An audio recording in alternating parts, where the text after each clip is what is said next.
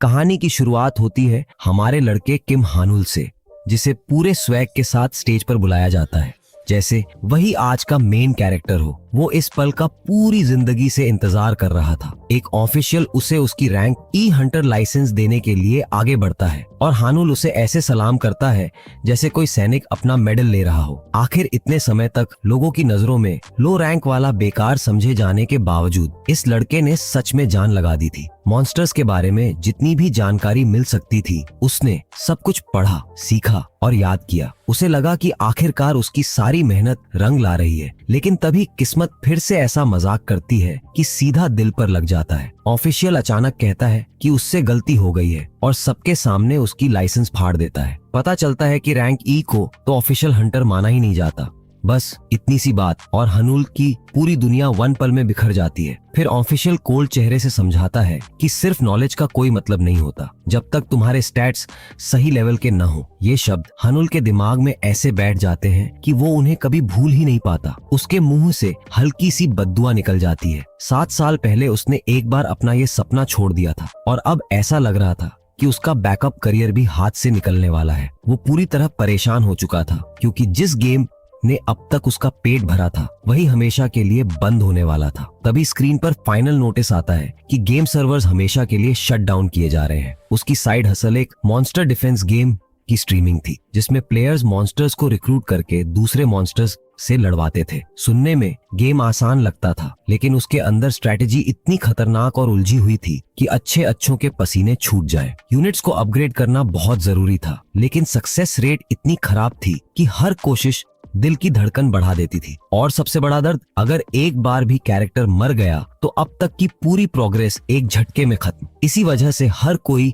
इस गेम को trash game कहता था। इसका बैलेंस इतना अजीब था कि कभी कभी कमजोर यूनिट्स भी ताकतवर यूनिट्स को धूल चटा देती थी। हानुल तो पूरी तरह यकीन कर चुका था कि इस गेम का डेवलपर जरूर कोई सैडिस्ट होगा जिसे प्लेयर्स को तड़पाने में मजा आता है। लेकिन फिर भी हमारा सिग्मा हार मानने वालों में से नहीं था। उसने इस नामुमकिन लगने वाले गेम को पूरी तरह मास्टर कर लिया और आखिरकार उसी की बदौलत एक वेटरन स्ट्रीमर बन गया। यह गेम उसके लिए पैसे कमाने का दूसरा मौका था। अब वो मौका भी हाथ से निकल चुका था और हालात ऐसे हो गए थे कि भाई को खर्चा चलाने के लिए शायद अपने ही बॉल्स बेचने पड़ जाए। आज उसकी आखिरी स्ट्रीम थी, इसीलिए वो हमेशा की तरह अपनी छोटी सी ऑडियंस को स्माइल के साथ हेलो बोलता है। तभी एक व्यूअर उसके हंटर करियर के बारे में पूछता है। हानुल थोड़ा रुककर कहता है कि टेक्निकली वो एक हंटर है, लेकिन सच ये था कि वो बस एक फेल हुआ रैंक ई वॉश आउट था। ये बात सोचकर ही उसे अजीब लगता है, इसलिए वो तुरंत टॉपिक बदल देता है और कहता है कि क्योंकि आज गेम का आखिरी दिन है तो वो एक आखिरी चैलेंज लेना चाहता है। एक बहुत बड़ा मॉन्स्टर वेव कैसल पर हमला करने वाला है और उसका टारगेट है वेव 700, एक ऐसा लेवल जिसे आज तक कोई भी क्लियर नहीं कर पाया। ये सुनते ही उसके व्यूअर्स भी इस आखिरी कोशिश के लिए थोड़ा थोड़ा फंड भेजना शुरू कर देते हैं। हानुल गेम स्टार्ट करता है, लेकिन अंदर ही अंदर सोच रहा होता है कि आखिर ये सब करने का मतलब भी क्या है। फिर भी उसके दिल की धड़कन तेज हो जाती है। वेव 700 शुरू होती है, एक पोर्टल खुलता है और उसके अंदर से मॉन्स्टर्स की खत्म न होने वाली भीड़ बाहर निकलने लगती है। साफ दिख रहा था कि ये वेव उसकी डिफेंस की असली लिमिट टेस्ट करने के लिए बनाई गई थी। हानुल सबसे पहले एक आर्चर गॉब्लिन समन करता है। गॉब्लिन एक चमकता हुआ एरो छोड़ता है जो सामने वाले मॉन्स्टर को सीधा हिट करता है, लेकिन अगले ही पल उसे काउंटर अटैक मिलता है और वो दर्द से चीख उठता है। सिस्टम नोटिफिकेशन तुरंत बता देता है कि यूनिट खत्म हो चुकी है। हानुल दांत भींच लेता है क्योंकि उस यूनिट को तैयार करने में बहुत मेहनत और रिसोर्सेज लगे थे। उसके समन किए हुए मॉन्स्टर्स पूरी तरह दबते जा रहे थे और उसे अच्छी तरह पता था कि अगर पूरी हॉर्ड एक साथ उस पर टूट पड़ी तो वो सीधा गेम ओवर होगा। फिलहाल वो सामने वाले खतरे पर ध्यान देता है और एंट्रेंस की रक्षा के लिए अपनी सक्यूबस क्वीन को भेज देता है। तभी सबसे गलत समय पर उसका ध्यान एक पल के लिए भटक जाता है। उसी मौके का फायदा उठाकर एक विशाल 3 हेडेड मॉन्स्टर जोरदार दहाड़ मारते हुए आगे बढ़ता है और उनकी डिफेंस को चीरता हुआ अंदर घुस जाता है। क्वीन पीछे हटकर दोबारा पोजीशन लेने की कोशिश करती है, लेकिन मॉन्स्टर बहुत ज्यादा तेज था। उसका आखिरी और बेहद खतरनाक अटैक सीधा जाकर लगता है। लगातार सिस्टम नोटिफिकेशंस आने लगते हैं। एक के बाद एक यूनिट्स गिरती जा रही थीं। वेव 700 उसकी सोच से भी कहीं ज्यादा ताकतवर निकली। उसके सबसे मजबूत समन्स भी एक एक करके टूटने लगे। जिन यूनिट्स को तैयार करने में उसने इतना लंबा समय लगाया था, वो सब कुछ ही सेकंड्स में खत्म हो गई। तभी एक जबरदस्त एक्सप्लोजन होता है और उसी पल साफ हो जाता है कि अब उसकी हार लगभग तय है। सारी डिफेंस खत्म हो चुकी थी। अब सिर्फ उसका कासल बचा था, बिल्कुल खुला हुआ, जैसे दुश्मनों का आखिरी टारगेट। हनुल सिर्फ बेबस होकर देख सकता था, क्योंकि उसकी आखिरी डिफेंस भी आखिरकार ढह जाती है। अब तो ऐसा लगता है कि हार तय है, लेकिन तभी गेम अचानक ऐसा जबरदस्त ट्विस्ट फेंकता है जिसकी किसी ने जरा भी उम्मीद नहीं की थी। वेव 700 को पहली बार चैलेंज करते ही अचानक एक स्पेशल कंडीशन एक्टिवेट हो जाती है। इसके साथ ही सॉवरन नाम का एक कैरेक्टर जाग जाता है और पहली बार बैटलफील्ड पर कदम रखता है। सॉवरन एक शानदार नीले बालों वाला सोर्ड नाइट है, लेकिन उसकी जेंडर क्या है ये किसी को नहीं पता। ये सब देखकर हानुल पूरी तरह दंग रह जाता है। अब तक तो सॉवरेन्स सिर्फ एनपीसी माने जाते थे। उनका काम बस पीछे खड़े होकर अच्छा दिखना था। लड़ाई में हिस्सा लेना तो उनके लिए बना ही नहीं था। लेकिन जैसे ही मॉन्स्टर्स की पूरी फौज कासल की तरफ टूट पड़ती है, सॉवरेन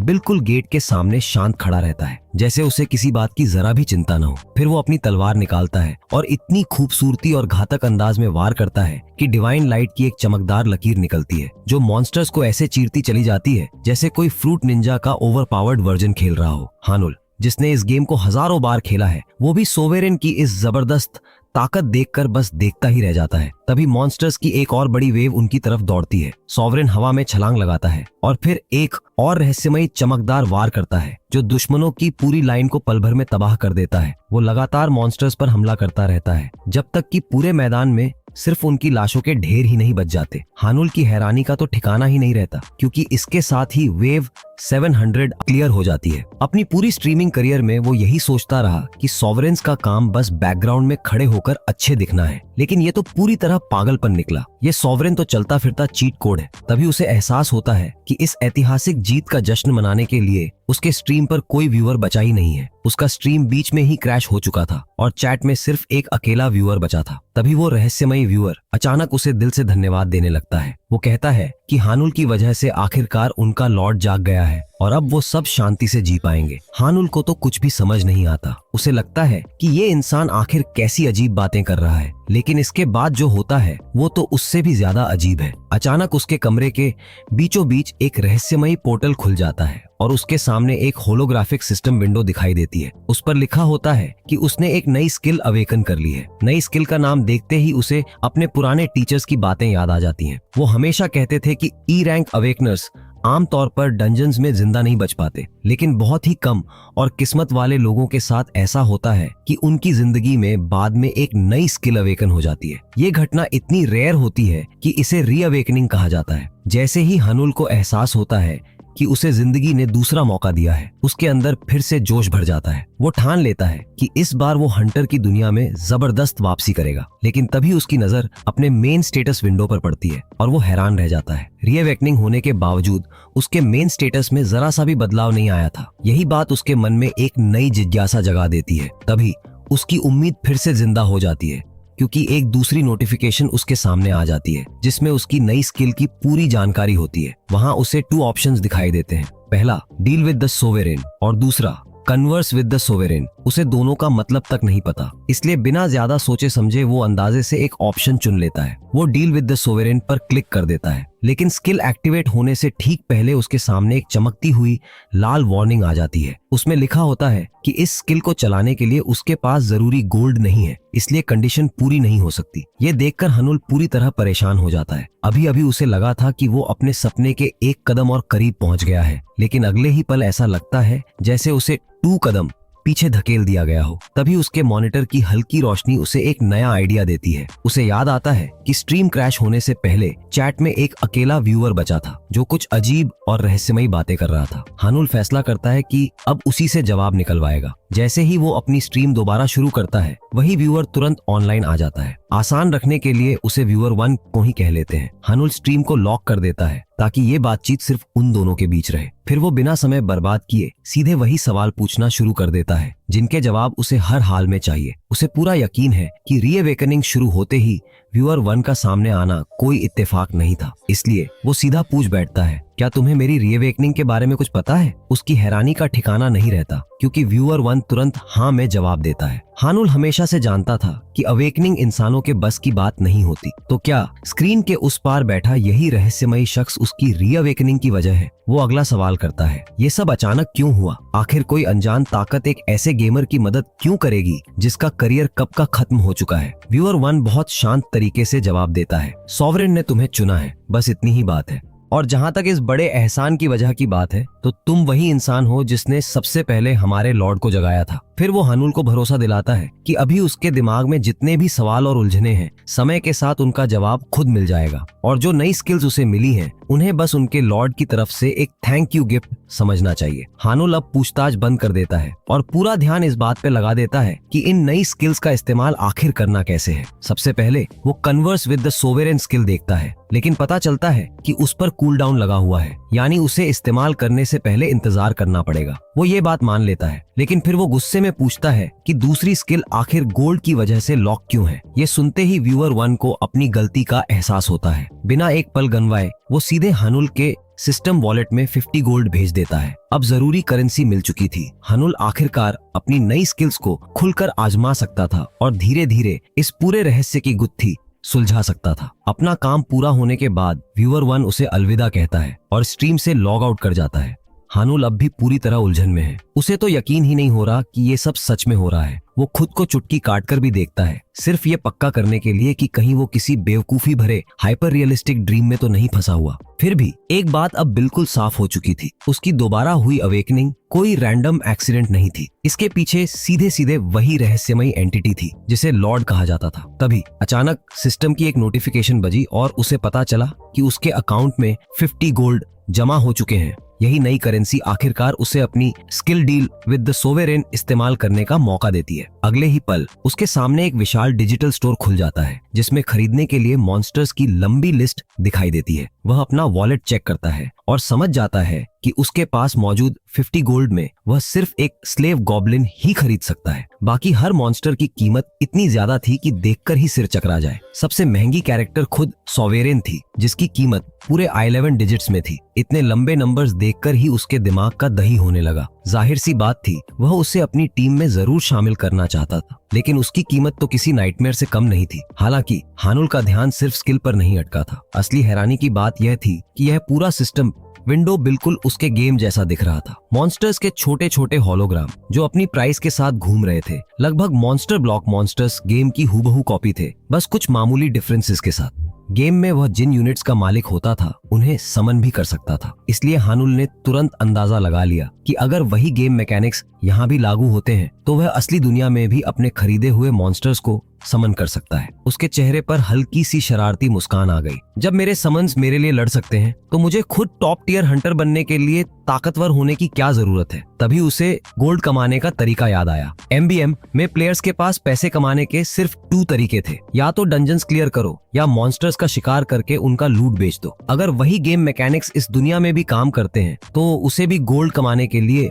मॉन्स्टर्स का शिकार करना होगा। लेकिन सबसे बड़ी प्रॉब्लम ये थी कि उसके फिजिकल स्टैट्स इस समय बिल्कुल बॉटम पर थे। उसकी हालत ऐसी थी कि वह सबसे कमजोर ग्रेड के स्लाइम तक का शिकार नहीं कर सकता था। किसी खतरनाक मॉन्स्टर की तो बात ही छोड़ो, कोई और रास्ता न देखकर वह स्लेव गॉब्लिन खरीदने का फैसला पक्का कर देता है। अगले ही पल एक नीली पोके बॉल जैसी चमकदार एनर्जी उसके सामने बनती है और उसमें से उसका स्लेव गॉब्लिन असली दुनिया में प्रकट हो जाता है। इसके बाद कहानी सीधे हंटर एसोसिएशन की चहल पहल वाली बिल्डिंग में पहुंचती है। हानुल यहाँ खुद को ऑफिशियल तौर पर एक सोलो ई रैंक हंटर के रूप में रजिस्टर कराने आया था। रिसेप्शनिस्ट उसका नया रिकॉर्ड खोलती है और उसके रैंक के हिसाब से 4 उपलब्ध जॉब्स दिखाती है। हानुल सभी ऑप्शंस को ध्यान से देखता है और जानबूझकर वही क्वेस्ट चुनता है जो उसकी कमजोर फिजिकल एबिलिटी के हिसाब से सबसे बेकार चॉइस लगती थी। पहाड़ों के पीछे बसे एक दूरदराज गांव में गॉब्लिन एक्सटर्मिनेशन क्वेस्ट। अटेंडेंट तुरंत उसे चेतावनी देती है कि वह इलाका इमरजेंसी सपोर्ट की पहुंच से पूरी तरह बाहर है। अगर वहां कुछ भी गड़बड़ हुई तो उसे बचाने कोई नहीं आएगा। लेकिन हानुल तो यही चाहता था।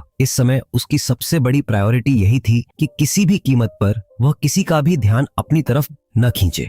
अटेंडेंट को उस पर थोड़ा तरस भी आता है। उसे लगता है कि इतनी कम उम्र का लड़का शायद अपनी जिंदगी किसी खतरे में डाल रहा है। फिर भी वो उसका स्टेटस अपडेट कर देती है। बायोमेट्रिक वेरिफिकेशन पूरा होने के बाद रजिस्ट्रेशन प्रोसेस खत्म हो जाता है और वो कहती है कि मिशन की सारी डिटेल्स उसे मैसेज करके भेज दी जाएंगी। अब हानुल ऑफिशियली मिशन पर जाने के लिए तैयार था और अपने पहले हंटर मिशन को लेकर उसकी एक्साइटमेंट 7वें आसमान पर थी। जब वो आखिरकार उस दूर दराज के गांव में पहुंचता है तो मिशन देने वाला क्लाइंट, जो एक बुजुर्ग आदमी होता है, भागता हुआ उसका स्वागत करने आता है। वो इस बात से बेहद खुश था कि आखिर किसी बहादुर हंटर ने उसकी रिक्वेस्ट स्वीकार की। आखिर इतनी कम रिवॉर्ड के लिए इतनी दूर आने की तकलीफ ज्यादातर अवेकनर्स उठाना ही नहीं चाहते। फिर भी उस बुजुर्ग को भरोसा नहीं हो रहा था कि हानुल जैसा दुबला पतला लड़का उन खतरनाक मॉन्स्टर्स का अकेले सामना कर पाएगा। उसे सच में उसकी जान की चिंता हो रही थी। बूढ़े आदमी की सच्ची फिक्र देखकर हानुल मुस्कुराता है और पूरे आत्मविश्वास के साथ कहता है कि अब वो उन गंदे गॉब्लिन्स को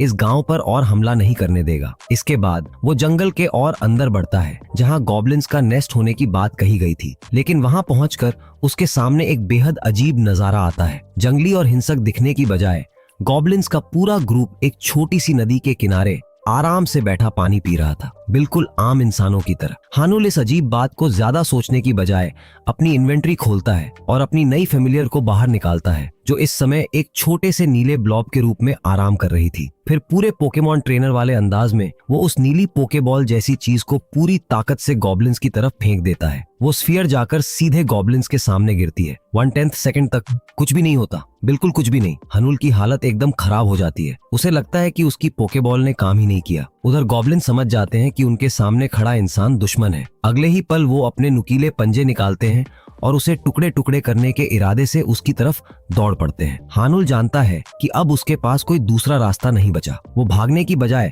अपने मुक्के कसकर खड़ा हो जाता है, जैसे आखिरी दम तक लड़ने का फैसला कर चुका हो। लेकिन तभी ठीक उस पल जब एक गॉब्लिन अपने पंजे उसके शरीर में गाड़ने ही वाला होता है, सिस्टम आखिरकार एक्टिवेट हो जाता है। जोरदार धमाके के साथ गॉब्लिन समन हवा में से प्रकट होता है और अपने विशाल क्लब से सामने वाले गॉब्लिन को इतनी जोर से उड़ाता है कि वो कई कदम दूर जा गिरता है। अपने समन को इतने करीब से देखकर हानुल के दिमाग में अचानक एक बात बिजली की तरह कौंध जाती है। जब उसने एमबीएम की स्ट्रीमिंग शुरू की थी तब उसे सबसे पहला मॉन्स्टर एक साधारण स्लेव गॉब्लिन मिला था। समय के साथ उसने उसी कमजोर से गॉब्लिन को गॉड टियर आइटम्स पहनाए, उसे लगातार अपग्रेड किया और देखते ही देखते वही बेकार समझा जाने वाला मॉन्स्टर इतना ताकतवर बन गया कि उसने अकेले ही 100 वेव्स के खतरनाक मॉन्स्टर्स को बिना किसी मदद के साफ कर दिया था। हानुल ने उसका नाम गोनो रखा था। अब सामने खड़े इस गॉब्लिन के स्टैट्स देखते ही उसकी आंखें फैल जाती हैं। इसके पास वही top class A rank equipment था जिसे पाने के लिए हानुल ने कभी दिन रात मेहनत की थी। अब उसे पूरा यकीन हो जाता है कि ये कोई साधारण समन नहीं बल्कि उसका अपना गोनो है, जो किसी तरह इस दुनिया में सचमुच जिंदा होकर आ गया है। गोनो तो जैसे पागल ही हो जाता है। वो सामने खड़े 2 गोब्लिन्स को इतनी बेरहमी से चीर फाड़ देता है कि उनका बचना नामुमकिन हो जाता है। आखिरी बचा 3rd गॉब्लिन अपनी बची खुची अक्ल का इस्तेमाल करता है और बिना पीछे देखे उल्टी दिशा में जान बचाकर भाग खड़ा होता है। लेकिन भागते हुए उस गॉब्लिन की किस्मत में बचना लिखा ही नहीं था। गोनो ने रेवंस विंग बीट शूज पहन रखे थे, जिनकी वजह से उसकी रफ्तार बिजली की चमक जैसी हो चुकी थी। देखते ही देखते वो एक फ्लैश की तरह आगे निकलता है और भाग रहे आखिरी गॉब्लिन तक उसके चीखने से पहले ही पहुंच जाता है। अगले ही पल उसका विशाल हथियार चलता है और वो गॉब्लिन कई टुकड़ों में बिखर जाता है। ये सब देखकर हानुल का मुंह खुला का खुला रह जाता है। उसने कभी सोचा भी नहीं था कि असली दुनिया में गोनो इतना डरावना और ताकतवर लगेगा। लड़ाई खत्म होते ही खून से लथपथ गोनो आराम से वापस अपने मास्टर के पास चलता हुआ आता है, लेकिन फिर वो ऐसा क्यूट पप्पी फेस बनाता है कि हानुल खुद भी हैरान रह जाता है। गोनो जैसे साफ कह रहा हो, इतना शानदार काम किया है, अब हेड पैट तो बनता है। हानुल फिर से कुछ पल के लिए बिल्कुल चुप रह जाता है। उसने कभी नहीं सोचा था कि एक मॉन्स्टर का इतना प्यारा और मासूम साइड भी हो सकता है। तभी सिस्टम की आवाज गूंजती है। नोटिफिकेशन में दिखता है कि गोनो का अफेक्शन लेवल 20 आउट ऑफ 100 हो चुका है। साथ ही ये भी लिखा होता है कि जब अफेक्शन मैक्सिमम हो जाएगा तब एक बिल्कुल नई स्किल अनलॉक होगी,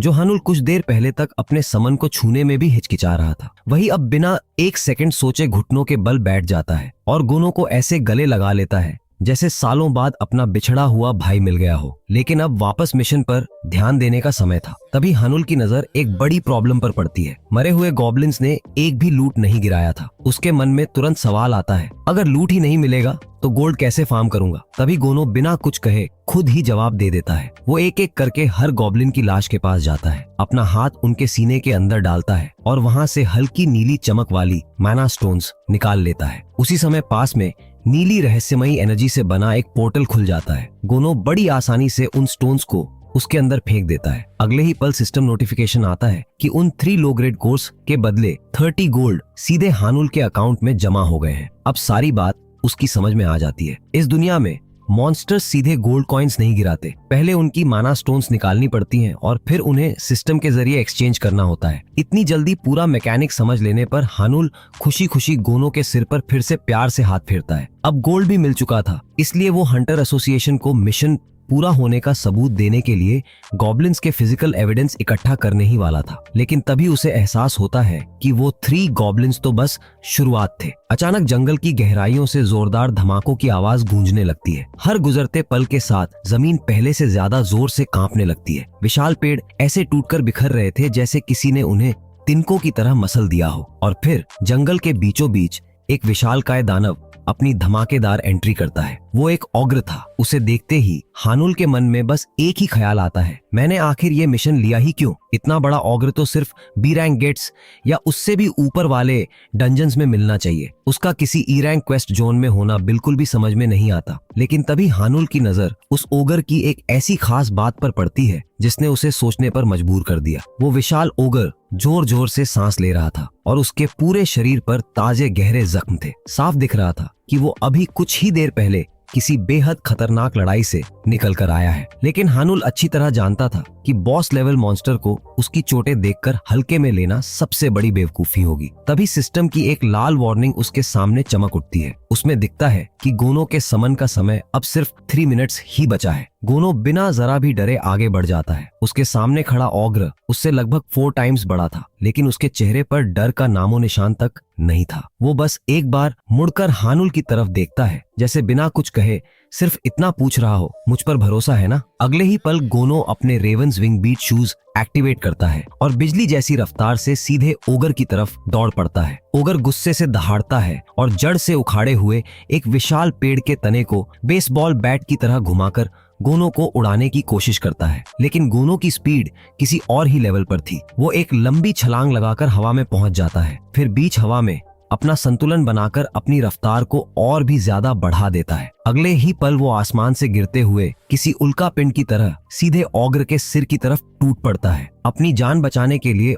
ऑग्र घबराकर दोनों हाथ ऊपर कर लेता है ताकि अपने सिर की रक्षा कर सके। लेकिन गोनो रुकने वालों में से नहीं था। उसके वार का दबाव इतना भयानक था कि ऑग्र की दोनों बाहों की हड्डियां जोरदार आवाज के साथ टूट जाती हैं और उसकी पसलियां भी अंदर की तरफ धंस जाती हैं। इसके बाद गोनो अपनी पूरी ताकत और बढ़ा देता है। उसके क्लब से निकली भयानक शॉकवेव पूरे जंगल में गूंज उठती है, जमीन तक कांपने लगती है और हानुल को खुद पीछे फिसलना पड़ता है ताकि वो गिर न जाए। आखिरकार ओगर उस जबरदस्त ताकत के नीचे पूरी तरह कुचल जाता है। ये नजारा देखकर हानुल की आंखें फटी की फटी रह जाती हैं। वो खुशी से उछलता हुआ गोनो के पास पहुंचता है और जीत का छोटा सा डांस करने लगता है। लेकिन गोनो के समन का समय लगभग खत्म हो चुका था। उसके गायब होने में अब सिर्फ 3 सेकेंड्स बचे थे, इसलिए वो तुरंत ऑग्र के सीने में हाथ डालकर उसकी विशाल मना स्टोन निकालता है और उसे हानुल के हाथ में थमा देता है। अगले ही पल उसका शरीर नीली रोशनी में बदल जाता है और वो फिर से अपने छोटे से नीले ऑर्ब फॉर्म में लौटकर गायब हो जाता है। अब हानुल के हाथ में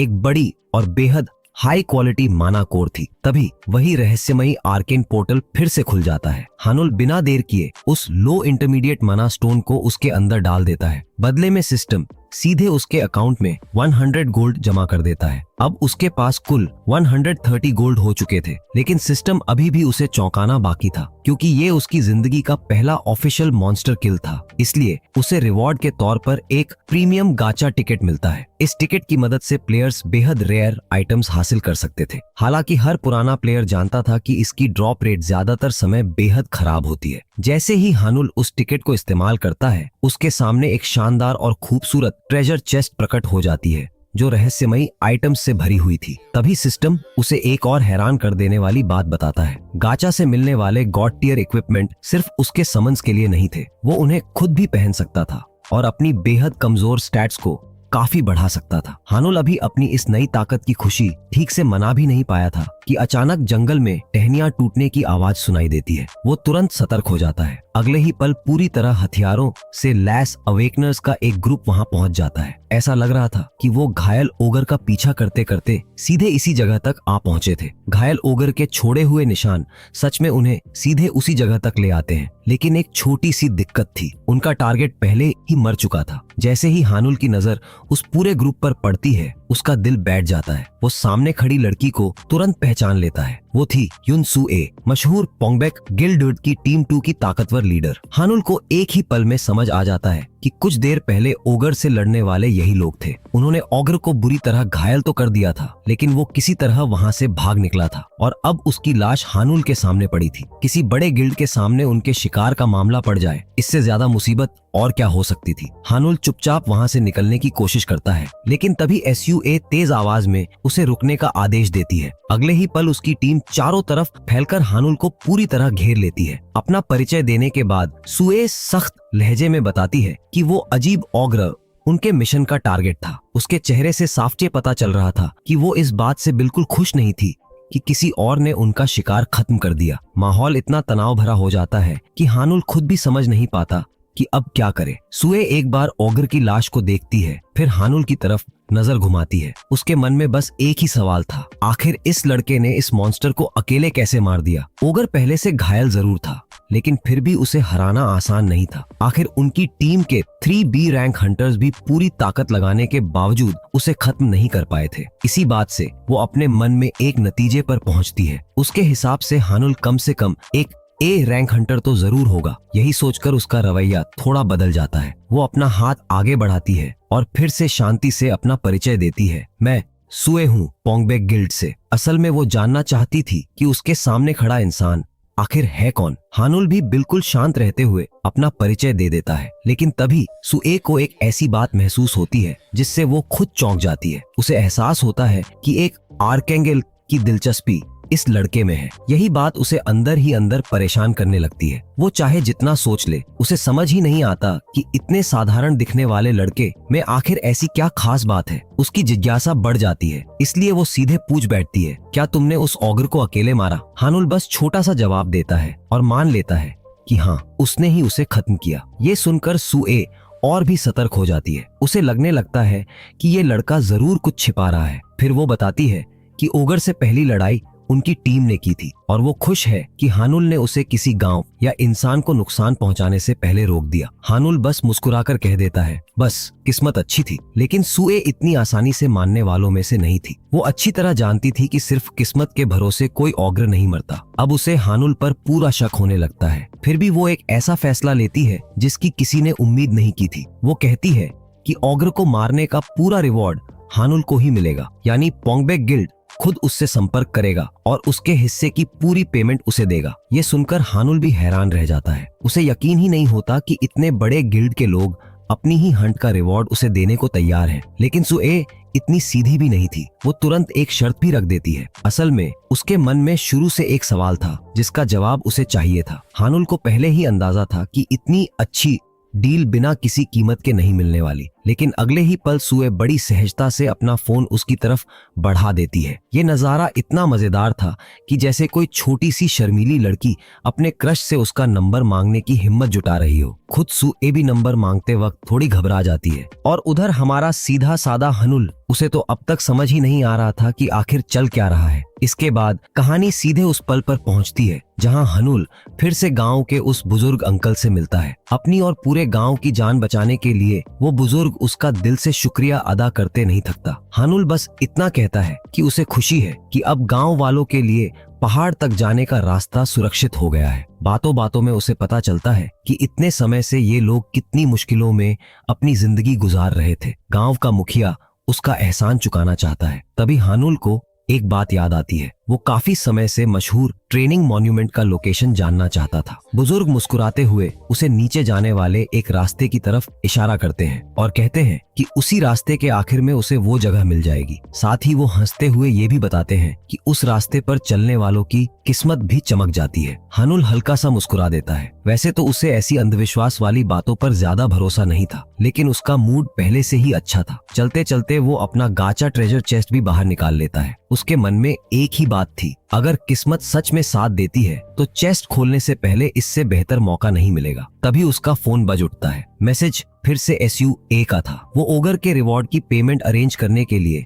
उससे कांटेक्ट कर रही थी। हानुल थोड़ा हैरान होता है। उसे समझ नहीं आता कि सू ए आखिर उसमें इतनी दिलचस्पी क्यों ले रही है। सबसे अजीब बात तो ये थी कि उसने गिल्ड के ऑफिशियल नंबर की बजाय अपना पर्सनल नंबर इस्तेमाल किया था। लेकिन फिलहाल हानुल का ध्यान किसी और चीज पर नहीं था। उसके लिए इस समय सबसे जरूरी था वो ट्रेजर चेस्ट खोलना, जिसे उसने कभी सपने में भी नहीं सोचा था कि असली दुनिया में खोल पाएगा। उसे पता था कि इस गाचा की ड्रॉप रेट अक्सर बेहद खराब होती है, फिर भी उसे उम्मीद थी कि शायद कोई हाई रैंक आइटम मिल जाए। वो ज्यादा लालच भी नहीं करता, बस दिल से यही दुआ करता है कि कम से कम A रैंक का कोई आइटम निकल आए। फिर वो चेस्ट एक्टिवेट करता है। अगले ही पल उसमें से तेज चमकदार रोशनी निकलती है और उसके सामने अलग अलग रैंक के कई वेपन्स और इक्विपमेंट हवा में दिखाई देने लगते हैं। उनमें सबसे ऊपर S रैंक का एक शानदार आर्मर था जो गहरे लाल रंग का था और उस पर सुनहरी नक्काशी चमक रही थी। हानुल की नजर उसी पर टिक जाती है। तभी पूरी रोशनी पहले सुनहरी होती है और फिर धीरे धीरे लाल रंग में बदलने लगती है। हानुल सांस रोके उस सबसे बेहतरीन आर्टिफैक्ट को देखता रह जाता है और ठीक उसी पल कहानी उस रिवॉर्ड को पूरी तरह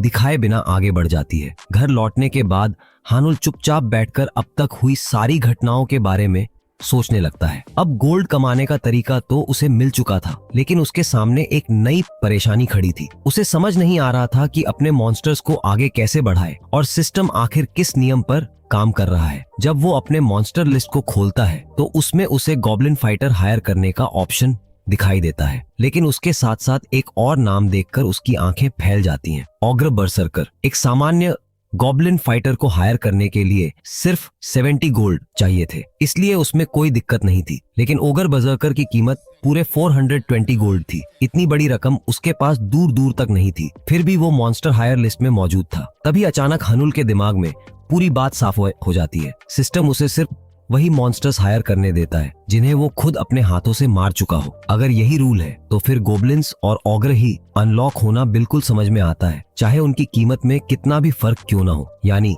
अब अगर उसे नए मॉन्स्टर्स चाहिए तो उसे पहले उन्हें खुद हराना होगा। सुनने में ये शर्त मुश्किल जरूर थी, लेकिन गाचा से मिले नए आइटम की वजह से अब उसे ये नामुमकिन नहीं लग रही थी। और हाँ, आखिर में पता चलता है कि उसे वो शानदार S रैंक आर्मर नहीं मिला था। उसकी जगह उसे यूनिक ग्रेड ग्लासेस मिले थे। ये खास आर्टिफैक्ट उसकी स्टैट्स बढ़ाते थे और साथ ही उसे एक नई स्किल भी देते थे। हानुल खुद हैरान था, क्योंकि यूनिक ग्रेड का आइटम मिलना ही अपने आप में बेहद रेयर बात थी। ऊपर से ये आर्टिफैक्ट पूरी तरह वन ऑफ अ काइंड था, यानी ऐसा दूसरा कहीं मौजूद ही नहीं था। वो बिना देर किए उन यूनिक ग्रेड ग्लासेस को पहन लेता है ताकि देख सके कि ये आखिर काम कैसे करते हैं। जैसे ही वो पहली बार उन्हें पहनता है, उसके सामने जैसे पूरी दुनिया के राज खुलने लगते हैं। उसके सारे स्टैट्स पर 5 पॉइंट्स का बूस्ट मिल जाता है और साथ ही एक नई स्किल भी अनलॉक हो जाती है जिसका नाम था सेज आई। ये स्किल उसे दिन में 2 टाइम्स इस्तेमाल करने की अनुमति देती थी। इसकी मदद से वो किसी भी टारगेट के स्टैट्स,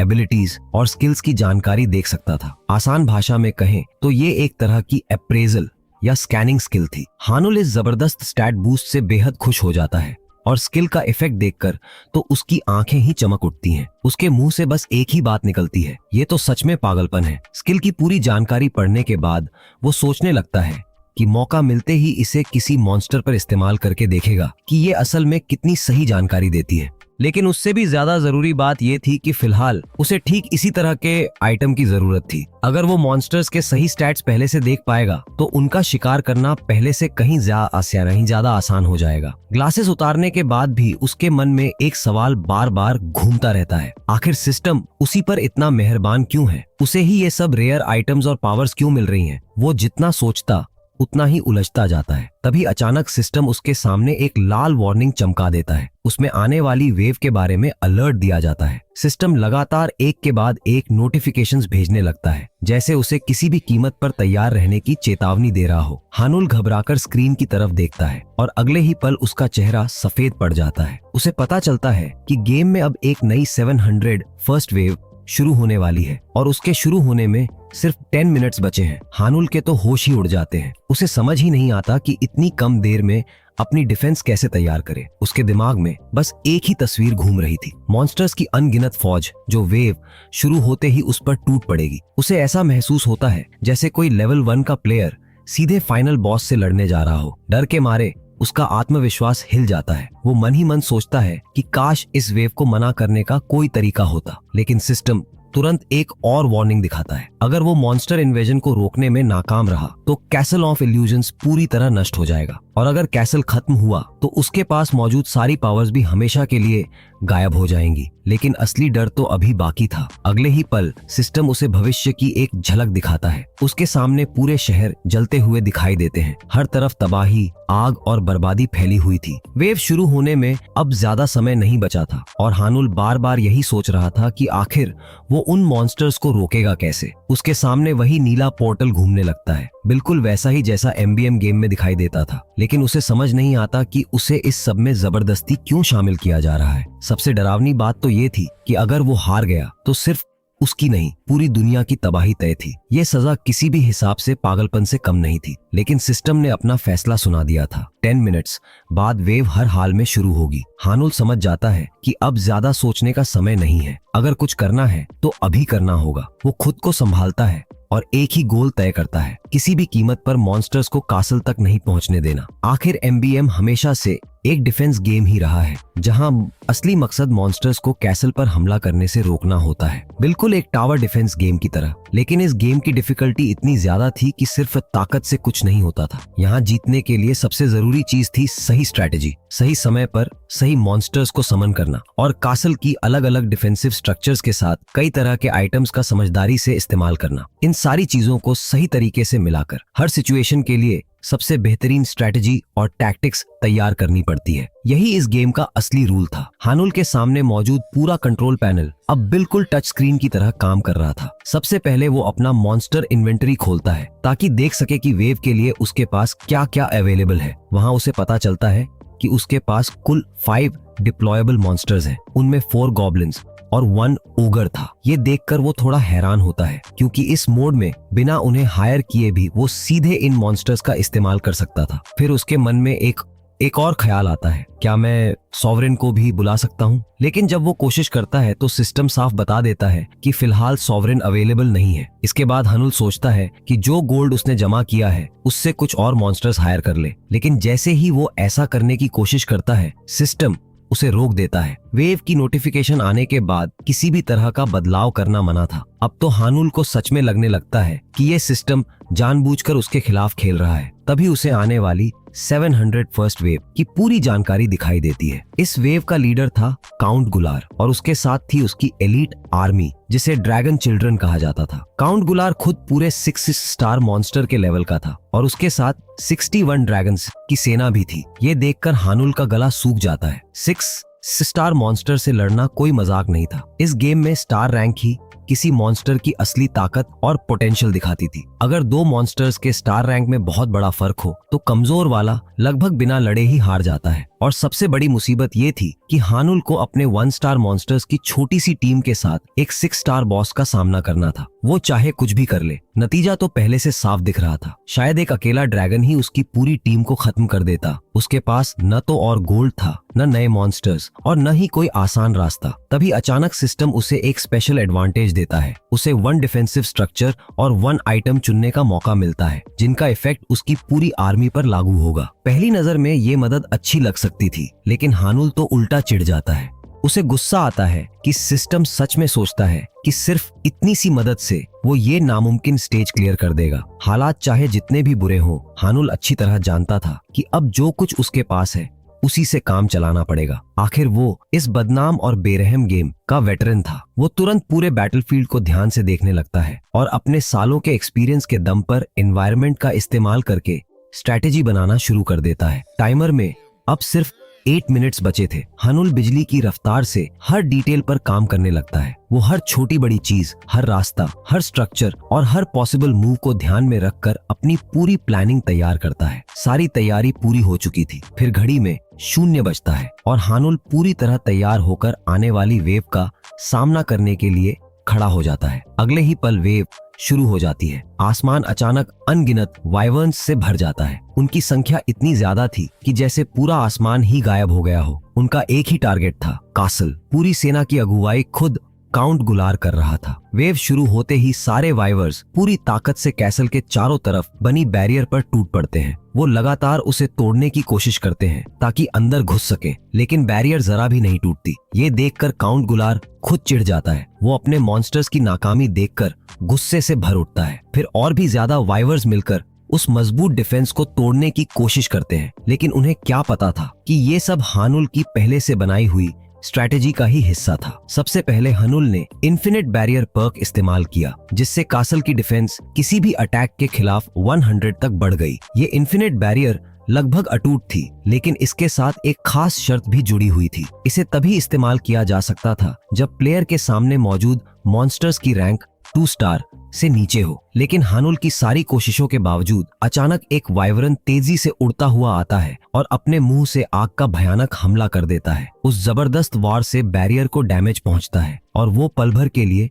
टूट जाती है। अच्छी बात यह थी कि उसकी खास एबिलिटी की वजह से बैरियर तुरंत दोबारा बन जाती है। यही ताकत उसे पूरी तरह खत्म होने से बचा रही थी। लेकिन असली समस्या अभी भी बाकी थी। बैरियर का रूल ये था कि हर अटैक उसकी ड्यूरेबिलिटी में सिर्फ 1 पॉइंट की कमी करता है। सुनने में तो आसान लगता है, लेकिन अगर 61 ड्रैगन्स एक साथ हमला करें तो उसकी ड्यूरेबिलिटी कुछ ही पलों में आधे से भी कम हो जाएगी। यही उसका सबसे बड़ा लूप होल था। मगर हानुल ने इसका भी इलाज सोच रखा था। उसका नाम था स्पैम क्लिकिंग। उसने इतनी तेजी से लगातार स्क्रीन पर टैप करना शुरू कर दिया जैसे किसी प्रोफेशनल रिदम गेम प्लेयर की स्पीड हो। हर क्लिक से बैरियर की ड्यूरेबिलिटी 1 पॉइंट वापस रिकवर हो जाती थी। यानी अब बैरियर की असली लिमिट उसकी ताकत नहीं, बल्कि हानुल की उंगलियां थीं। कुछ ही देर में उसकी उंगलियों में दर्द शुरू हो गया, लेकिन कासल को बचाने का यही सबसे भरोसेमंद तरीका था। अब अगला सवाल था, आखिर वो इन भगवान जैसी ताकत वाले मॉन्स्टर्स को हराएगा कैसे? जवाब जितना अजीब था उतना ही शानदार भी। जब भी कोई वाइवरन बैरियर पर हमला करता, बैरियर उसकी ताकत पलटकर उसी वाइवरन को 1 पॉइंट का डैमेज दे देती। सामान्य हालात में गोब्लिन्स कभी भी वाइवर्स को चोट नहीं पहुंचा सकते थे, लेकिन हानुल के पास एक खास ए रैंक आइटम था जिसका नाम था हाकन स्पून। इस आइटम की एबिलिटी रैंक का पूरा फर्क ही खत्म कर देती थी। यानी सामने वाला मॉन्स्टर चाहे कितना भी ताकतवर क्यों न हो, हानुल की तरफ से उसे डैमेज जरूर मिलता। धीरे धीरे वाइवर्न्स की हेल्थ कम होने लगी, भले ही हर बार सिर्फ 1 पॉइंट ही घट रहा था। एक वाइवर्न तो उस छोटे से गॉब्लिन को देखकर जैसे गुस्से से पागल हो गया। उसे लग रहा था कि इतना छोटा मॉन्स्टर उसका मजाक उड़ा रहा है, लेकिन चाहकर भी वो कुछ नहीं कर पा रहा था। अगर इसी स्पीड से लड़ाई चलती रही तो पूरे मॉन्स्टर हॉर्ड को खत्म करने में लगभग 60 आवर्स लगने वाले थे। यानी अब असली चैलेंज मॉन्स्टर्स को हराना नहीं, बल्कि पूरे 60 आवर्स तक बैरियर को लगातार रिकवर करते रहना था। इस तरह एक लंबी बैटल ऑफ एट्रिशन शुरू हो जाती है। हानुल लगातार अपनी उंगलियां चलाता रहता है और मन ही मन सोचता है कि पहले उसके गॉब्लिन्स हार मानेंगे या फिर उसकी अपनी उंगलियां जवाब दे देंगी। काउंट गुलार की पूरी आर्मी लगातार हमला करती रहती है, जबकि हानुल बिना रुके डिफेंस संभालता रहता है। दोनों तरफ की ताकतें जैसे एक अजीब से स्टैलेमेट में फंस जाती हैं। कुछ समय बाद हानुल की थकान साफ दिखाई देने लगती है। वो बस एक पल के लिए पानी लेने की कोशिश करता है, लेकिन तभी उसका पूरा शरीर ठंडा पड़ जाता है। उसे एहसास होता है कि जब तक वेव चल रही है वो गेम के बाहर किसी भी चीज को छू भी नहीं सकता। मतलब न आराम, न पानी, न खाना, बस लगातार लड़ाई। अब उसके पास सिर्फ एक ही रास्ता था, हर हाल में डटे रहना। ऐसी हालत में कोई भी आम इंसान शायद उम्मीद छोड़ देता, लेकिन हनुल अलग मिट्टी का बना था। वो हल्की सी मुस्कान के साथ खुद से कहता है, अरे अभी तो गेम की असली शुरुआत हुई है। तभी एक वाइवरन गुस्से से पागल होकर आसमान में जोर से दहाड़ता है और अपने मुंह से पहले से भी कहीं ज्यादा विशाल आग का हमला करता है। उस अटैक से बैरियर की ड्यूरेबिलिटी तेजी से गिरने लगती है, लेकिन हनुल के चेहरे पर डर की जगह एक अजीब सा जोश दिखाई देता है। अभी तक सिर्फ 2 घंटे ही बीते थे और उसके सामने अभी भी पूरे 28 घंटे बाकी थे।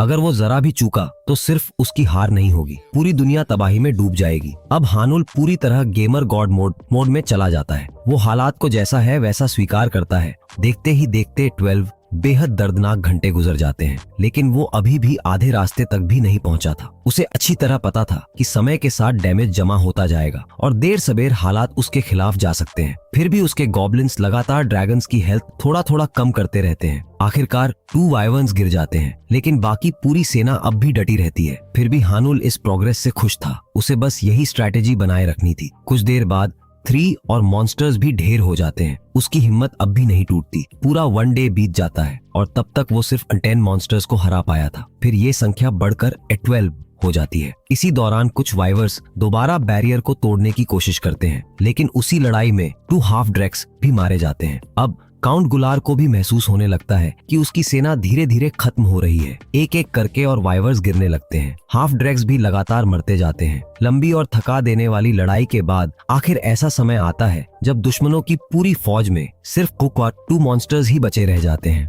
लेकिन दूसरी तरफ हानुल की हालत भी बेहद खराब हो चुकी थी। उसकी उंगलियां इतनी थक चुकी थीं कि अब वो स्क्रीन को छू भी नहीं पा रहा था, यानी अब वो बैरियर की ड्यूरेबिलिटी वापस नहीं बढ़ा सकता था। तभी एक गॉब्लिन हमला करता है, लेकिन एक वाइवर्न उसे पार करते हुए सीधे बैरियर तक पहुंच जाता है और बिना रुके लगातार 2 जबरदस्त वार कर देता है। यही वो हमला था जिसने सब कुछ बदल दिया। इन्फिनिट बैरियर आखिरकार पूरी तरह टूट जाती है। हानुल जैसे एक झटके में होश में आ जाता है। उसे समझ आता है कि बस कुछ पल आराम करने की उसकी गलती ने सारी मेहनत बर्बाद कर दी। अब अगर कासल पर सिर्फ 1 भी हमला लग गया तो उसका अंत तय था। लेकिन तभी गोनो आगे बढ़ता है। वो खुद को कुर्बान करने का फैसला करता है और अकेला ही ड्रैगन का सामना करने निकल पड़ता है। उस पल गोनो किसी साधारण गॉब्लिन की तरह नहीं, बल्कि एक असली हीरो की तरह दिखाई देता है। ऐसा लगता था जैसे उसकी अपनी अलग मैनवा बन सकती है। अगले ही पल गॉब्लिन और ड्रैगन आमने सामने खड़े होते हैं। गोनो की आंखों में ऐसा आत्मविश्वास था कि सामने वाला ड्रैगन भी पल भर के लिए ठिठक जाए। वो अपनी पूरी ताकत, अपना पूरा हौसला और अपनी आखिरी सांस तक की ऊर्जा एक ही वार में लगा देता है। उसका विशाल मैस इतनी जबरदस्त ताकत से ड्रैगन के सिर पर गिरता है कि हानुल भी हैरान रह जाता है। ड्रैगन वहीं ढेर हो जाता है और उसके साथ काउंट गुलर भी जमीन पर गिर पड़ता है। इसी के साथ वेव 701 आखिरकार क्लियर हो जाती है। हानुल खुशी से जोर से चिल्ला उठता है, लेकिन जश्न मनाने का मौका भी उसे नहीं मिलता। अगले ही पल उसकी पूरी ताकत जवाब दे देती है और वो वहीं बेहोश होकर गिर जाता है। जब उसकी आंख खुलती है तब बाहर तेज धूप निकल चुकी होती है। उसे खुद याद नहीं था कि वो कब बेहोश हुआ। वो धीरे धीरे उठकर सिस्टम स्क्रीन की तरफ देखता है। वहां लिखा था कि वेव सक्सेसफुली क्लियर हो चुकी है। रिवॉर्ड के तौर पर उसे 20 वाइवर्न बोन्स, 10 ड्रेक स्केल्स और 5 ड्रेक हार्ट्स मिले थे। ये मिशन का लूट था, लेकिन फिलहाल उसे बिल्कुल समझ नहीं आ रहा था कि इनका इस्तेमाल आखिर किस काम में होगा। तभी सिस्टम उसे एक और जानकारी देता है। Converse with the sovereign feature unlock करने के लिए अभी 3 कंडीशंस पूरी करनी होंगी। पहली कंडीशन थी कुल मिलाकर 50 आवर्स का प्ले टाइम पूरा करना और दूसरी थी सफलतापूर्वक डिफेंस करना। हानुल को अभी तक ये भी नहीं पता था कि सॉवरेन से बात करने का फायदा क्या होगा। ऊपर से ये फीचर इतनी सारी कंडीशंस के पीछे क्यों बंद है। फिर भी वो खुश था क्योंकि उनमें से 2 कंडीशंस तो वो पहले ही पूरी कर चुका था, यानी अब उस फीचर तक पहुंचने में ज्यादा समय नहीं बचा था। तभी सिस्टम उसे वेव क्लियर करने का आखिरी रिवॉर्ड देने लगता है। अचानक स्क्रीन से एक बेहद तेज रोशनी निकलती है जो पूरे कमरे को चमका देती है। हानुल कुछ पल के लिए अपनी आंखें तक नहीं खोल पाता और ठीक उसी समय उसकी नजर उसके फोन पर पड़ती है। स्क्रीन पर देखकर वो खुद हैरान रह जाता है क्योंकि सुए उसे पूरे 7 टाइम्स कॉल कर चुकी थी। उधर पोंगबैक गिल्ड में सू ए का बड़ा भाई पूरी बात मानने को ही तैयार नहीं था। उसके लिए ये बात हजम करना नामुमकिन थी कि जो लड़का अभी तक ई रैंक हंटर माना जाता था वही अकेले एक ऑगर को मार दे। लंबा चौड़ा और दबंग दिखने वाला सू ह्युक साफ कहता है कि उसे हानुल पर बिल्कुल भरोसा नहीं है। उसे लगता है कि ये सब किसी तरह का झूठ या धोखा है, लेकिन सुए उसे समझाती है कि हानुल की रिवेकनिंग की खबरें फैल चुकी हैं। फिर भी सुह्युक मानने को तैयार नहीं होता। आखिर रिवेकनिंग जैसी घटना बेहद रेयर होती है। तभी उनकी नजर उस इंसान पर पड़ती है जिसकी चर्चा चल रही थी। हानुल तेजी से उनकी तरफ भागता हुआ आता है। वो उनके सामने पहुंचते ही माफी मांगता है और कहता है कि वो पिछले कुछ दिनों से किसी वजह से अवेलेबल नहीं था। हानुल बार बार सॉरी बोलता रहता है, लेकिन सुह्युक का गुस्सा जरा भी कम नहीं होता। आखिर उसकी नजर में हानुल ने उसकी बहन को पूरे 3 डेज इंतजार करवाया था तभी सुआ जोर से अपने भाई को डांटती है और उसे चुप रहने के लिए कहती है। उसी दौरान हानुल को भी समझ आ जाता है कि ये दोनों भाई बहन हैं। इसके बाद सुआ उसे ओग्र मिशन के रिवॉर्ड और पेमेंट सेटलमेंट के बारे में बताती है, लेकिन हानुल कहता है कि सबसे पहले वो हंटर एसोसिएशन में अपना मिशन रिपोर्ट जमा करना चाहता है। इसलिए तीनों सीधे एसोसिएशन पहुंच जाते हैं। वहां रिसेप्शन डेस्क पर सुआ खुद अपनी गवाही देती है कि उसने अपनी आंखों से हानुल को ओगर को हराते हुए देखा था। भले ही उनके पास कोई फिजिकल एविडेंस नहीं था, लेकिन वो भरोसे के साथ कहती है कि वहां कोई और हंटर पहुंच ही नहीं सकता था। रिसेप्शनिस्ट कुछ सवाल पूछने की कोशिश करती है, लेकिन सू ह्युक उसे ऐसी नजर से घूरता है कि वो तुरंत शांत हो जाती है। फिर भी वो नियमों का हवाला देते हुए कहती है कि बी रैंक मॉन्स्टर को हराने का दावा करने वाले किसी भी हंटर की प्रॉपर वेरिफिकेशन जरूरी होती है। यानी अब हानुल की ताकत मना मीटर से जांची जाएगी। यही बात सुए को सबसे ज्यादा परेशान कर देती है। उसे पता था कि हानुल की रिवेकनिंग हो चुकी है, लेकिन वो खुद भी उसकी असली ताकत महसूस नहीं कर पाई थी। इसलिए उसे डर था कि कहीं माना मीटर कुछ और ही न दिखा दे। वो हानुल की तरफ से बात करने की कोशिश भी करती है ताकि कोई दूसरा वेरिफिकेशन मेथड इस्तेमाल किया जाए, लेकिन हानुल पूरे कॉन्फिडेंस के साथ कह देता है कि उसे कोई परेशानी नहीं है, वो अभी माना मेजरमेंट करवाने के लिए तैयार है। अगले ही पल एक गिल्ड मेंबर अपना टेस्ट देता है और माना मीटर उसकी रैंक दिखाता है। उसके बाद हानुल की बारी आती है। सुए की चिंता और बढ़ जाती है। दूसरी तरफ सू ह्युक के चेहरे पर हल्की मुस्कान थी। वो तो यही चाहता था कि आज सबके सामने हानुल की असली औकात पता चल जाए। उसके मन में एक ही बात थी, अगर इस लड़के में सच में कोई खास ताकत नहीं हुई तो वो उस रहस्यमयी कॉन्स्टेलेशन की दिलचस्पी के लायक भी नहीं होगा। आखिरकार हानुल बिना किसी एक्स्ट्रा इक्विपमेंट या स्टैट बूस्ट के उस विशाल माना स्टोन पर अपना हाथ रख देता है। उसे याद आता है कि पिछली बार उसने ऐसा 7 इयर्स पहले किया था, जब पहली बार उसकी माना मेजर हुई थी। माना मीटर धीरे धीरे एक्टिवेट होता है और उसकी ताकत मापना शुरू कर देता है। कमरे में मौजूद सभी लोग सांस रोककर रिजल्ट का इंतजार करने लगते हैं। तभी अचानक मशीन की मेजरमेंट पूरी हो जाती है। अगले ही पल स्क्रीन पर जो रैंक दिखाई देती है उसे देखकर पूरा कमरा सन्न रह जाता है। हानुल की नई रैंक थी, एस रैंक। ये ऐसा चौंका देने वाला पल था कि वहां मौजूद हर इंसान की नजर उसी पर टिक गई। सबसे ज्यादा हैरान तो खुद हानुल था, क्योंकि उसे भी इस एस रैंक के बारे में पहले से कुछ पता नहीं था। ये बदलाव उसे उसी आखिरी मिशन रिवॉर्ड के बाद मिला था, जिसकी असली ताकत अब जाकर सबके सामने आई थी। असल में उस मिशन के बाद हानुल को एक नई स्किल मिली थी। उसका नाम था लॉर्ड्स आफ्टर इमेज। इस स्किल की सबसे खास बात ये थी कि पिछली वेव के सबसे ताकतवर मॉन्स्टर के स्टैट्स कुछ समय के लिए सीधे प्लेयर के स्टैट्स में जुड़ जाते थे, लेकिन इसकी एक बड़ी सीमा भी थी। ये इफेक्ट सिर्फ 30 मिनट्स तक रहता था और इसे पूरे वनडे में सिर्फ 1 टाइम ही इस्तेमाल किया जा सकता था। यानी हानुल कुछ समय के लिए काउंट गुलर की ताकत अपने ऊपर ले सकता था। माना मेजरमेंट से ठीक पहले उसने यही स्किल एक्टिवेट की थी। अगले ही पल उसके स्टैट्स कई गुना बढ़ गए। यही वजह थी कि टेस्ट के दौरान उसकी ताकत एक असली एस रैंक हंटर जैसी दिखाई दी। सबसे दिलचस्प बात ये थी कि किसी को भी उसके अंदर किसी स्किल का एहसास तक नहीं हुआ। बाकी दुनिया की नजर में वो बस एक नया एस रैंक रूकी बन चुका था। ये रिजल्ट देखकर सुआ और सू ह्युक दोनों पूरी तरह हैरान रह जाते हैं। यहाँ तक कि सू ह्युक भी, जो शुरू से हानुल पर शक कर रहा था, मन मारकर उसकी तारीफ किए बिना नहीं रह पाता। वेरिफिकेशन पूरी होने के बाद हंटर एसोसिएशन मान लेती है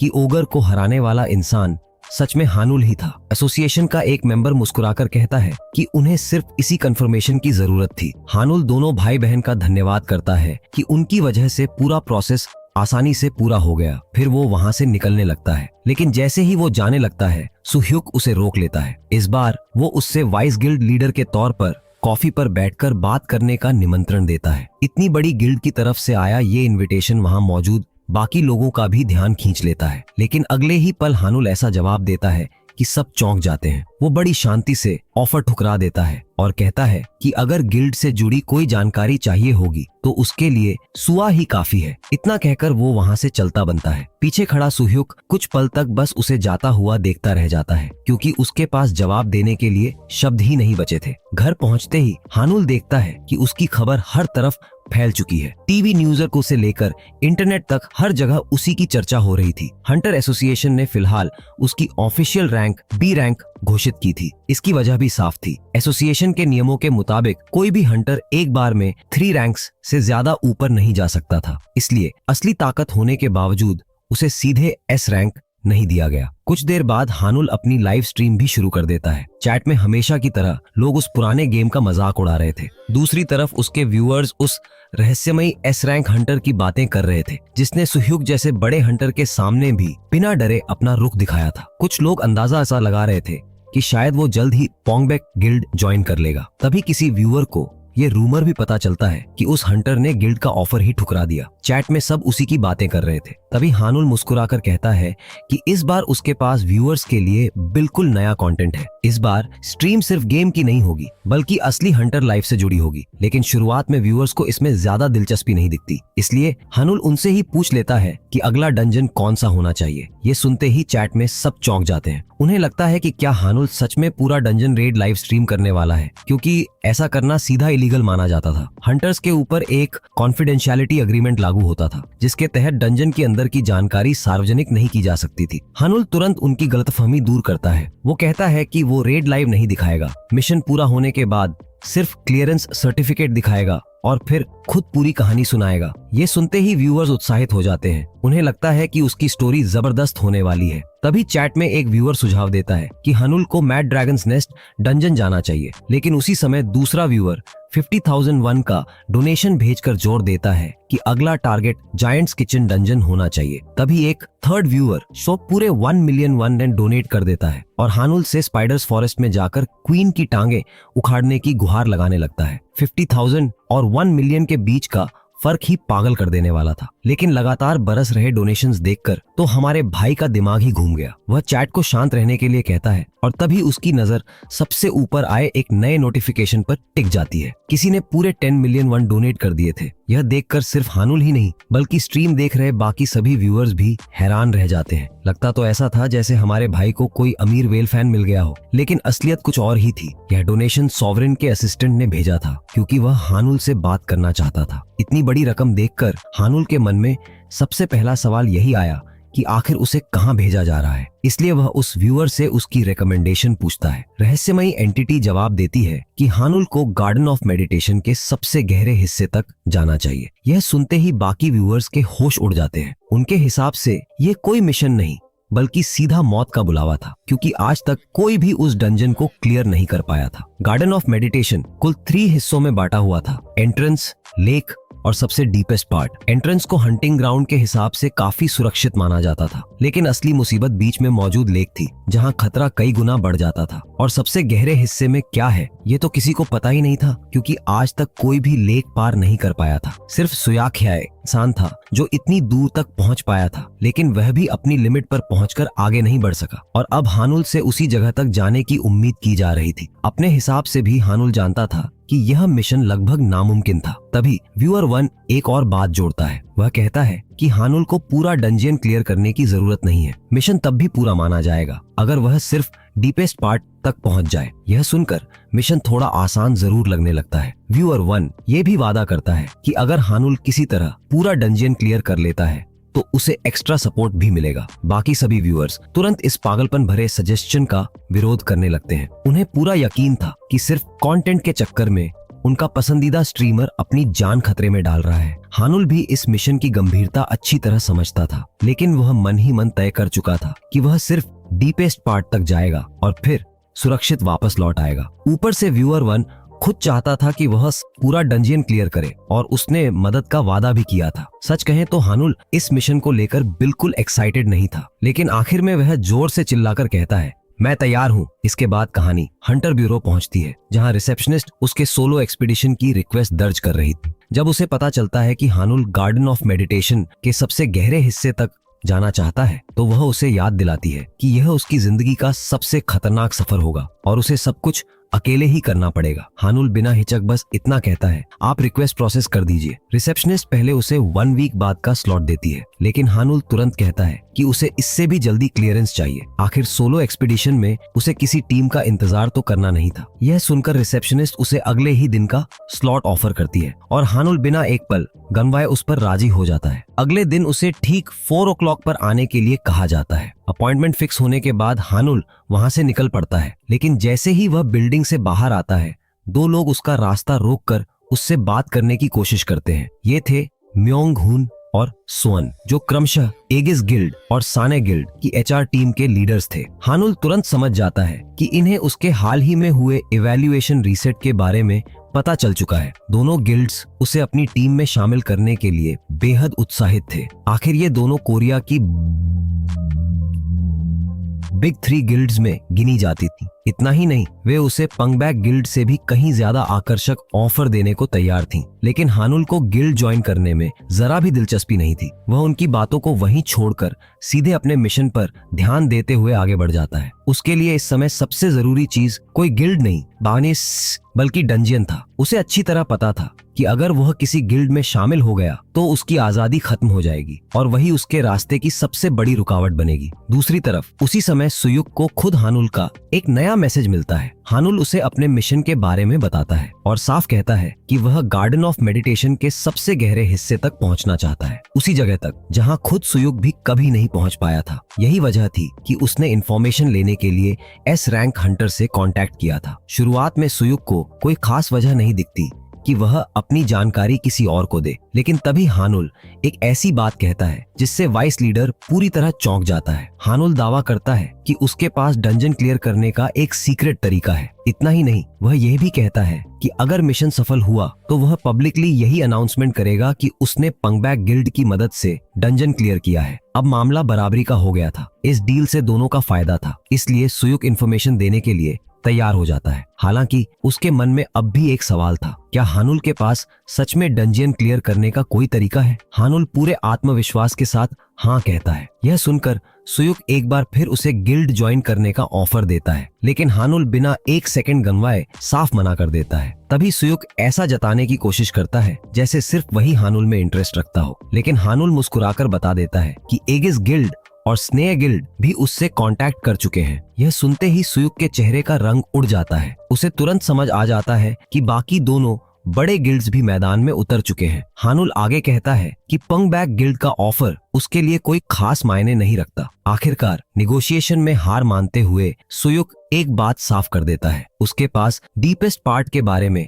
कोई इन्फॉर्मेशन नहीं है और पिछले 1 ईयर में डंजन की पूरी स्ट्रक्चर भी बदल चुकी हो सकती है। हानुल इस जवाब से भी संतुष्ट हो जाता है और सोचता है कि जितनी इन्फॉर्मेशन मिली है फिलहाल उसी का सबसे अच्छा इस्तेमाल करना होगा। कुछ समय बाद वह तय जगह पर अपने नए ग्लासेस पहनकर पहुंचता है। वहां खड़े लोग उसे देखते ही सतर्क हो जाते हैं। उनमें से एक आदमी अपना परिचय क्वांगू के रूप में देता है और बताता है कि वह बल्जल गिल्ड से है। हानुल भी शिष्टता से उसका अभिवादन करता है, लेकिन सामने वाला गंजा आदमी पहले से ही उसके बारे में इवैल्यूएशन की वजह से ढेर सारी बातें जानता था। वह थोड़ा घमंडी स्वभाव का था। उसने आज तक किसी एस रैंक हंटर के साथ काम नहीं किया था और उसे यह बात बिल्कुल पसंद नहीं आई कि हानुल अकेले सोलो एक्सपीडिशन के लिए अप्लाई करके यहाँ आ पहुंचा है। बाल्डी हार न मान पाने वालों में से था। उसने बदतमीजी से कहा कि उसकी गिल्ड एक जरूरी मिशन पर आई है, इसलिए वह हानुल की किसी भी तरह की मदद नहीं करेगा। हानुल को उससे जरा भी डेंजर महसूस नहीं हुआ, इसलिए उसने आराम से उसकी बात मान ली। बाल्डी अकड़ते हुए वहां से चला गया,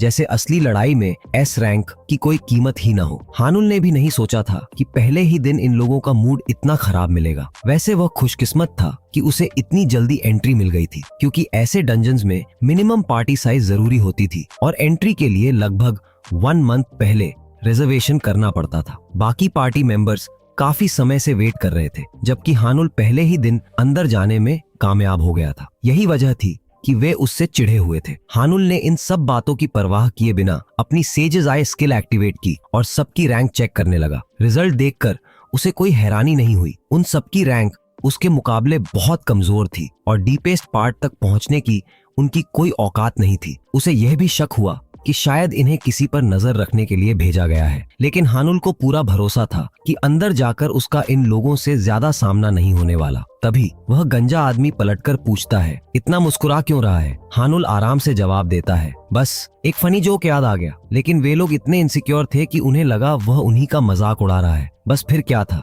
वे उसे पीटने पर उतर आए। तभी बीच में स्टाफ मेंबर डंजन रेड का गेट खोल देता है। हरे रंग की चमचमाती बिजली गेट के चारों तरफ दौड़ने लगती है। स्टाफ जल्दी जल्दी सबको अंदर जाने के लिए कहता है, क्योंकि ज्यादा देर तक गेट खुला नहीं रह सकता था। यह पहली बार था जब हानुल किसी असली डंजन में कदम रखने जा रहा था। वह अंदर दाखिल होता है और उत्सुकता से चारों तरफ देखने लगता है। उसी समय सिस्टम स्क्रीन उसके सामने डंजन से जुड़ी बेसिक इंफॉर्मेशन दिखाने लगती है, जैसे कि एक रेड में कितने लोग एंट्री कर सकते हैं। तभी सॉवरेन का असिस्टेंट उसे शुभकामनाएं देता है और अपनी सपोर्ट के साथ डंजन की लैंडस्केप का एक हिस्सा चुपचाप मॉडिफाई भी कर देता है।